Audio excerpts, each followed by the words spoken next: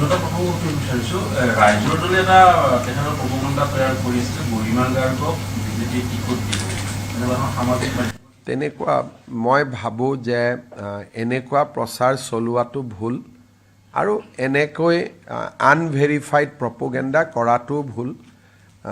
গৰিমা গাৰ্গৰ লগত আমি কোনো ধৰণৰ ৰাজনৈতিক কথা পতা নাই আৰু মই ভাবোঁ যে ৰাজনৈতিক কথা পতাটো উচিতো নহয়। দুটা কথা ক'ব বিচাৰিছোঁ ৰাইজৰ দলে এটা তেখেতৰ প্ৰবন্ধা তৈয়াৰ কৰিছে গৰিমা গাৰ্গক বিজেপিয়ে টিকট দিব এনেকুৱা সামাজিক মাধ্যম তেনেকুৱা মই ভাবোঁ যে এনেকুৱা প্ৰচাৰ চলোৱাটো ভুল আৰু এনেকৈ আনভেৰিফাইড প্ৰপোগেণ্ডা কৰাটো ভুল।